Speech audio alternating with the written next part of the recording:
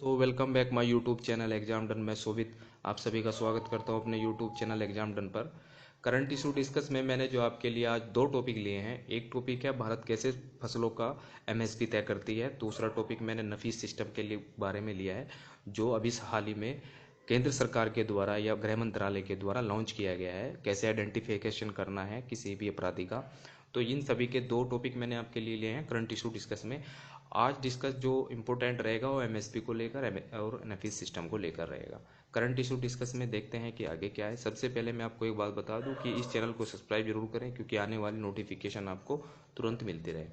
चलिए डिस्कशन को शुरू करते हैं। सबसे पहले देखते हैं कि जो भारत के जो किसान हैं वो दिल्ली क्यों पहुंच रहे हैं, प्रोटेस्ट कर रहे हैं। जैसे पहले तीन कानून लाए गए थे जो भारत के सरकार के द्वारा, उनको रिपील किया गया, मतलब उनको वापस ले लिया गया भारत सरकार के द्वारा। अब दोबारा फिर जो किसान हैं वो दिल्ली जाकर धरना प्रदर्शन कर रहे हैं। क्यों कर रहे हैं? इसका मेन जो मोटिव है वो एमएसपी को लीगल राइट दिलाना, मतलब कानून के तहत एमएसपी को भारत सरकार के द्वारा लीगल बनाना। यही प्रोटेस्ट करने के लिए किसान दिल्ली इकट्ठा हो रहे हैं। किसान जो पहुंच रहे हैं सबसे ज़्यादा वो पहुंच रहे हैं उत्तर प्रदेश से, हरियाणा से, पंजाब से। तीन स्टेट से सबसे ज़्यादा किसान दिल्ली पहुंच रहे हैं। लगभग हज़ारों की संख्या में 5,000 लगभग किसान पहुंच चुके हैं दिल्ली। अब जो मिनिमम सपोर्ट प्राइस है वो कौन उसको तय करता है, इन सभी के बारे में चर्चा करेंगे। सबसे पहले मैंने आपको बता दिया है कि यहाँ पे पंजाब, हरियाणा, उत्तर प्रदेश के जो पहुंच रहे हैं वो दिल्ली पहुंच रहे हैं किसान। पहले बात करते हैं कि what is the MSP. MSP क्या होता है? Minimum support price for any crop the government consider and remunerative for farmer and has deserving of support. सबसे पहले बात करते हैं कि सपोर्ट का मतलब क्या है, मिनिमम सपोर्ट प्राइस का क्या मतलब है। आपको इसमें एक टर्म लग रही होगी कि सपोर्ट का मतलब है समर्थन देना। समर्थन का मतलब होता है कि अगर हमने एक क्विंटल उगाने के लिए हमें 1,500 रुपये का खर्चा आया और वो ही 1,500 के भाव हम बेच के आ गए, क्या मतलब हुआ? हमें घाटा हो गया। मतलब सरकार यही कंसिडर करना चाहती है, यही चीज़ को इंश्योर करना चाहती है कि कोई भी किसान को किसी भी तरीके से घाटा ना हो। तो सरकार ने ये एमएसपी लेके आई। 23 फसलों पर एमएसपी दिया जाता है। सबसे मेन इंपॉर्टेंट बात है, 23 फसलों पर एमएसपी दिया जाता है। क्वेश्चन पूछ सकते हैं कि कितने फसलों पर एमएसपी दिया जाता है, और ये भी पूछ सकते हैं मिनिमम सपोर्ट प्राइस कौन तय करता है, किसके रिकमेंडेशन के तहत उसको तय किया जाता है। सरकार रिकमेंड करती है सीएसीपी सरकार को रिकमेंड करती है इसके लिए। अब मिनिमम सपोर्ट प्राइस का मतलब हुआ कि समर्थन देना। मतलब अगर कोई किसान लेके जाएगा, मैंने आपको बात बता दी, किसान लेके जाएगा मंडी में, तो मंडी में जाके उसका क्या होगा, तो वो एक कुंटल अनाज को बेचने के लिए 1,500 रुपये का उसकी बोली लग गई उसके अनाज की। लेकिन 1,500 रुपये का उसका खर्चा आ रहा है, फर्टिलाइजर में खर्चा आ रहा है, उसको उसको जोतने में खर्चा आ रहा है, उसको उसकी लेबर में खर्चा आ रहा है। तो ये सब चीज़ें मिलाकर उसको 1,500 रुपये का खर्चा आया। 1,500 रुपये का मतलब हुआ 1,500 का ही उसका अनाज बिकने के लिए तैयार हो गया। अब उसको क्या बचा? उसको तो बचा भी नहीं, बल्कि उसको तो खर्चे में भी, बल्कि उसको नुकसान हो गया। अब इसी चीज़ को देखने के लिए सरकार एमएसपी लेके आई। सबसे मेन इंपॉर्टेंट बात मैं एक बात बता दे रहा हूँ आपको कि जो एमएसपी है वो 1.5 टाइम क्रॉस या गुणा में दिया जाता है। कैसे? 1,500 रुपये का आपका खर्चा आया तो उसका 1.5 टाइम का गुना कर दीजिए, कितना आएगा? लगभग 2,250 रुपये। 2,250 का आपका अनाज ले लिया सरकार ने। इससे कम कोई भी दलाल हो, चाहे एजेंट हो या फिर कोई भी आड़ती हो, जैसे हमारे इधर तो आड़ती बोलते हैं इसको यूपी में, लेकिन सबसे बड़ी बात है उसको 1.5 टाइम उसको बेचेगा। इसके नीचे खरीदेगा तो समझो उसके अच्छा नहीं होगा, उसके लिए कुछ ना कुछ प्रावधान सरकार के द्वारा किए गए हैं और उसको फ़ायदा मिलेगा किसे? किसान को। मिनिमम सपोर्ट प्राइस को कैसे कैलकुलेट किया जाता है? 3 कंडीशन होती है। पहली होती है A2, फिर दूसरी होती है A2 प्लस FL, तीसरी होती है C2। मैं तीनों कंडीशन को आपको ब्रीफली डिटेल से समझाऊंगा। इसको आपको समझना बहुत ज़रूरी है, क्योंकि आपको जितने भी मतलब मेन एग्जाम्स होते हैं उसमें कोट कर दीजिए, बहुत अच्छे नंबर आएंगे आपके।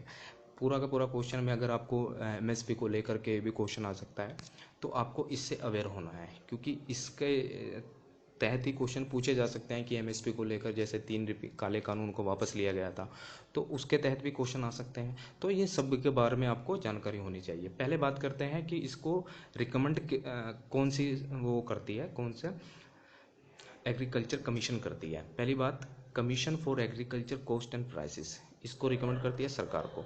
वैन ए फार्मर ग्रो, एक फार्मर क्या फसल को उगाता है, तो एक्सप्लिसिट दी CAPF कंसिडर करती है किस्ट के आधार पर, कॉस्ट के आधार पर। पहला करता है जो A2, cover all case and kind expense incurred by farmer on seed, fertilizer, chemical, hire, labor, fuel, irrigation etc।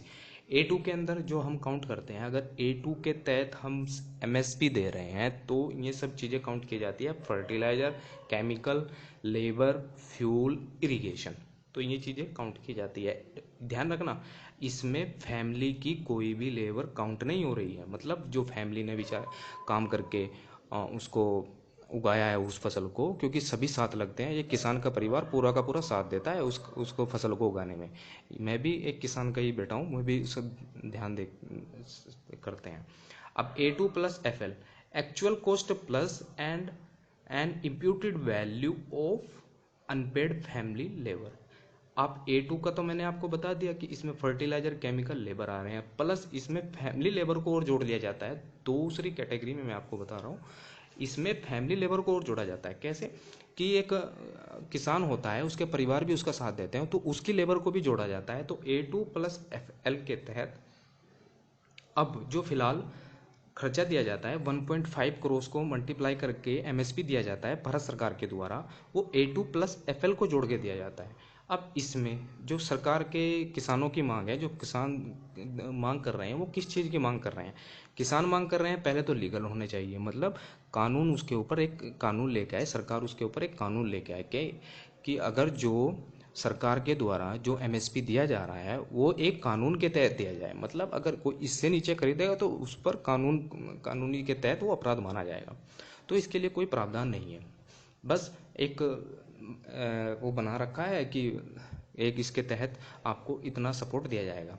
फिर भी अब C2 का मतलब क्या होता है? इंक्लूड A2 प्लस FL, ये तीनों इंक्लूड हो गए, A2 प्लस FL, ये दोनों के दोनों इंक्लूड तो हो गए। अब revenue forgone on land and rent and fix capital asset investment, आपने सुना होगा कि कोई भी एक ठेकेदार होता है, वो अपनी ठेके पे ज़मीन दे देता है। अब दूसरे पे ठेके, दूसरा तो उसने तो उसे लैंड को पैसे दे दिए, जो ठेकेदार होता है जो दूसरा, उसने तो उसको पैसे दे दिए, जो बेचारा ओनर होता है उसको पैसे दे दिए। अब पैसे देने के बाद उसका जो खर्चा जुड़ना चाहिए वो भी तो खर्चा जुड़ना चाहिए। अब C2 के अंदर क्या होता है? C2 के अंदर कैपिटल एसेट व इंटरेस्ट भी जोड़ा जाता है, मतलब अगर ब्याज पे वो पैसा लेके आता है अपनी फसल को उगाने के लिए, ऐसा तो नहीं है कि वो फसल को उगाएगा उसके घर में कहीं पैसे रखें, वो ब्याज पे पैसे लेगा तब जाके अपनी फसल में फर्टिलाइजर डालेगा, लेबर लगाएगा, फ्यूल लगाएगा, इरिगेशन लगाएगा, ये सब चीज़ें लगा के तब एक फसल उगाता है। अब C2 के अंदर किसानों की मांग यही है कि C2 के तहत हमें MSP मिलना चाहिए। MSP मिलने का मतलब हमें मतलब इसमें इंटरेस्ट भी मिलना चाहिए और ब्याज का जितना पैसा होता है वो मिलना चाहिए। जो हमें ठेके पे ज़मीन हम ले लेते हैं, जैसे किसी ने 10 बीघे 20 बीघे ज़मीन ले लेती है, तो वो उसका पैसा भी उसमें मिलना चाहिए, उसमें काउंट होना चाहिए। ये तो हुई बात आपको 3 कैटेगरी के तहत MSP को बांटा जाता है। लेकिन जो दूसरी कैटेगरी आप इसमें देखें A2 plus FL, family labour के तहत भारत सरकार इसको MSP देती है। C2 का मांग है किसानों की। मैंने आपको ब्रीफली डिटेल से समझाया, आशा करता हूँ आपको ये चीज़ें पसंद आई होगी, समझ आई होगी। अब जो कमोडिटी एक्ट के तहत लाया गया था 1955 के तहत, एक mandate payment within 14 day of the date of delivery, ये तो आपको मैं बाद में बताऊंगा इसके बारे में। सबसे पहले MSP for rabi crop and 2021-22 आप देख सकते हैं। वीट के लिए कितना प्राइस है? 1975 रुपये। बार्ली के लिए कितना प्राइस है? 1600 रुपये। ग्राम के लिए इतना। लेटिन मैसूर के लिए, सनफ्लावर के लिए, ये सब आपको देख सकते हैं। इंक्रीज़ कितना हुआ है? 2.6 ग्राम, ये सब इसमें आपको देख सकते हैं। अब जो 13 फसल हैं, जो 23 आपकी क्रॉप्स हैं, उनमें सबसे ज़्यादा ये आपको मैंने चार्ट दिखा रखा है, ये आप इसे देख सकते हैं। अब FRP के बारे में बात करते हैं। गन्ने पर FRP दिया जाता है। आपसे देखते हो कि भारत की सबसे नकदी फसल क्या है? गन्ना है। गन्ना सबसे ज़्यादा कौन उगाता है? उत्तर प्रदेश उगाता है। पूरे वर्ल्ड में कौन उगाता है? ब्राज़ील उगाता है। दूसरे नंबर पर हम आते हैं। पहले नंबर पे भारत के अंदर आता है उत्तर प्रदेश, और पूरी दुनिया में पहले नंबर पर आता है ब्राज़ील। दूसरे नंबर पर हम आते हैं भारत में। अब दूसरी बात, जो एफआरपी हमारे देश के अंदर जो काउंट किया जाता है, कैसे गन्ने का मूल्य को निर्धारित किया जाता है, भारत सरकार कैसे गन्ने के मूल्य को निर्धारित करती है, इस सब के बारे में चर्चा करेंगे। FRP is a price declare by the government which mills are legally bound to pay the farmer for the cane produce procure from them. अब बात है मिलों की, इसे तो सीधा डायरेक्ट सरकार नहीं देती, तो मिलों के साथ बैठ के बातचीत करती है भारत सरकार। क्या करती है कि आपको इसके नीचे आपको किसानों को गन्ने का मूल्य नहीं देना है, किसानों के मूल्य गन्ने का दाम नहीं देना। मिल के लिए लीगली बाउंड है, ये ध्यान रखना, लीगली बाउंड है, जो कि हमें नहीं मिलता। आपको आगे बात बताऊंगा मैं क्या इंपॉर्टेंट बात है। Mill have the option sign in an agreement with farmer, farmer इसके एग्रीमेंट करते हैं which would allow them to pay the FRP and installment. Installment में किस्तों के आधार पर दे सकते हैं मिल। डिले, अगर डिले हो जाता है, आपको तो ये बातें नहीं पता है, लेकिन एफआरपी के अंदर ये बातें मेंशन हैं। लेकिन आज के टाइम में क्या है, मिल कितना लेट कर देती है, कितना आप लेट देखते हो कि गन्ने के भुगतान को लेकर किसान प्रदर्शन करते रहते हैं, कैसे क्या क्या करते रहते हैं, कहीं दिल्ली पे चढ़ाई करते रहते हैं, कहीं संसद भवन में बाहर बैठे रहते हैं, कुछ दुनिया भर की बातें होती हैं। भारत के अंदर इतनी पॉलिटिक्स आप देख सकते हैं, गन्ने को लेकर और गन्ने के दाम को लेकर और गन्ने के भुगतान को लेकर सबसे ज़्यादा पॉलिटिक्स होती है। भारत के किसान सबसे ज़्यादा पॉलिटिक्स इसी बात पर करते हैं। अब दूसरी बात, अब आपको जो एफआरपी के अंदर जो बातें भारत सरकार के द्वारा मेंशन की गई है मिल को लेकर, मिल के और भारत सरकार के द्वारा, delay in payment can attract in interest up to 15% per annum and the sugar commission can recover unpaid FRP at due to revenue recovery by touching property of the mill. 15% का ब्याज देना होगा, और आपका एक एनम में, per annum के, अगर आपका जैसा कि एक साल का, अगर एक साल बाद आपका भुगतान नहीं किया मिल ने, तो क्या होगा, आपको 15% का ब्याज देकर उसको उसके भुगतान के तहत उसको देना होगा। ये एफआरपी के अंदर दिया गया। क्या ऐसा होता है, एक साल 6 महीने भुगतान का लेट हो जाता है, तो किसान क्या करेगा बेचारा, वो ब्याज पे पैसे लेगा अपनी आगे फसल को उगाने के लिए। सबसे मेन इंपॉर्टेंट बात एफआरपी के अंदर ये देखी गई है। अब मैं आपको एक बात और बता देता हूँ, ये देखो आप, the payment of FRP across the country govern by the sugarcane control order 1966 issue under the essential commodity act 1955 which mandate payment within 14 day of the date of delivery. क्या कहा है FRP के अंदर, या essential commodity के अंदर ये बात कही गई थी 1955 के तहत कि 14 दिन के अंदर आपको पेमेंट करना है, किसे, मिल को। लेकिन क्या होता है, मिल पेमेंट नहीं कर पाता, 14 दिन के अंदर मिल पेमेंट नहीं करता। इस वजह से सबसे मेन इंपॉर्टेंट बात यही है कि एफआरपी के अंदर जो एसेंशियल कमोडिटी एक्ट है उसके अंदर यही बात कही गई 14 दिन के अंदर आपको पेमेंट की डिलीवरी करनी है, लेकिन ऐसा नहीं होता है। अब जो इसको रिकमेंड करती है यही CAPF है, CACP, cabinet committee on economic affair के तहत ये अनाउंस किया जाता है। CACP इसको cost and commissioner agriculture post prize होता है, ठीक है। शुगर कैन के बारे में तो आप जानते होंगे, ये इंपॉर्टेंट क्वेश्चन है, ये यूपीएससी से सवाल पूछ सकती है, क्योंकि यूपीएससी क्या करती है कि ऐसे ही सवाल पूछती है जिससे माइंड, बच्चे का माइंड वहाँ तक ना पहुँचे। आपको शुगर कैन क्या होता है ये देख लीजिए। टेम्परेचर कितना चाहिए, 21 से 27 degree centigrade, which hot and humid climate, मतलब क्लाइमेट ऐसा होना चाहिए कि ह्यूमिड हो। रेनफॉल 75 से 100 सेंटीमीटर के बीच होनी चाहिए। सॉइल टाइप आपका deep rich and loamy soil. The top sugar cane producing state, ये मैंने बता दिया है आपको, कर्नाटका, महाराष्ट्र, हम सेकंड लार्जेस्ट प्रोड्यूसर हम ब्राज़ील के बाद हैं, ठीक है। अब बात करते हैं नफीस सिस्टम की। नफीस सिस्टम क्या है, कैसे भारत सरकार के द्वारा ये चीज़ें लाई गई हैं और क्या इसका मेन मोटिव है नफीस सिस्टम लाने का। करंट इशू डिस्कस में सबसे पहले नफीस, इसकी पहले फुल फॉर्म देख लेते हैं। National automated fingerprint identification system.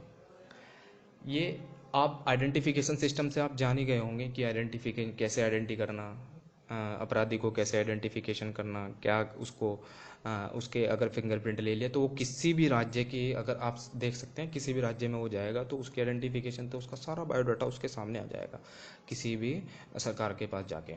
तो ये आइडेंटिफिकेशन गृह मंत्रालय के द्वारा लाया गया। आप देख सकते हैं व्हाट इज द नफी net the story how the fingerprint begin in India. India has the inaugurated the national automatic fingerprint identification system, a centralised database of fingerprint. The story of the fingerprint in fighting crime began and Bengal almost 150 year एगो।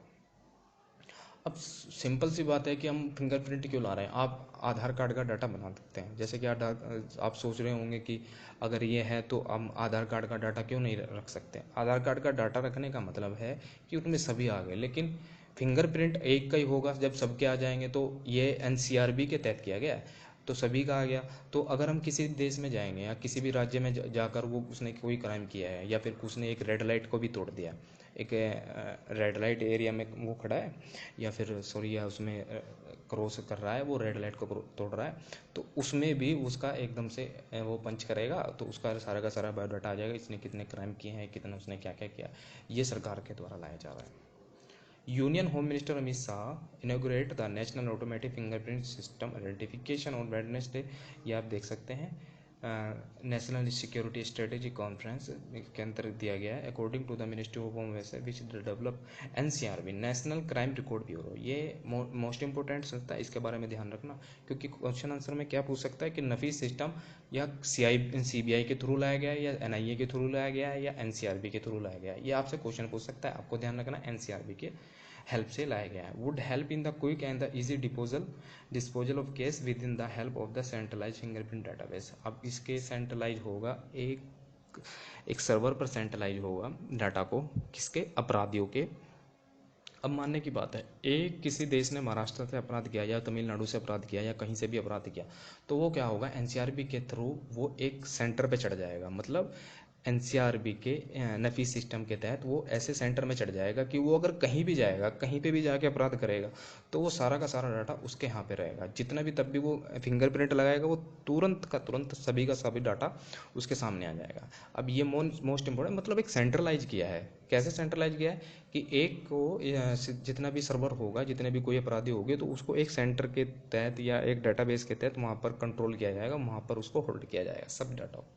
सब बातें आपको समझ आ गई होगी आशा करता हूँ। नफीस assign है unique 10 digit number national fingerprint. 10 digit का उसका नंबर होगा, वो उसको रखना होगा। Unique ID will be use of the person life time and different crime register under different FIR will be linked in the same FN and 2020 report status that the ID first two digit will be that the state code in which person arrested by for a crime register followed by the sequence number। अब उसके नाम से जो नाम का 2 digit उसके नाम की होंगे, बाकी का उसको डिजिट नंबर दिया जाएगा। सबसे पहले मेन इंपॉर्टेंट बात है कि जो इसमें बताया गया है कि जो यूनिक आईडी होगी वो एक अपराधी के लिए दी जाएगी। वो कहीं भी जाएगा, उसको आईडी दिखानी होगी, उसका सारा का सारा डाटा आ जाएगा वापस। सारा का सारा डाटा जो सेंटर पे है वो सब उसके दिखाई देगा। सबसे मेन इंपॉर्टेंट बात यही है कि क्राइम को कंट्रोल करना है, और जो मतलब क्राइम जितना भी होता है, अपराध करते हैं, उसको कंट्रोल करना है। मेन इंपॉर्टेंट काम इसका यही है। तो बस यही आपको लिए सीसीटीवी क्राइम ट्रैकिंग सिस्टम है कि कैसे क्राइम को ट्रैक करना है, तो ये सब बातें आपको पता ही होगी। आशा करता हूँ आपको ये वीडियो पसंद आया हो, और मैं आशा आपसे ये भी करता हूँ कि आप चैनल को लाइक और सब्सक्राइब जरूर किया करें, क्योंकि जितने भी नोटिफिकेशन आएगी आपके पास आएगी, तो आप उसको सब्सक्राइब जरूर किया करें। Thank you all of you, मिलते हैं अगली वीडियो में।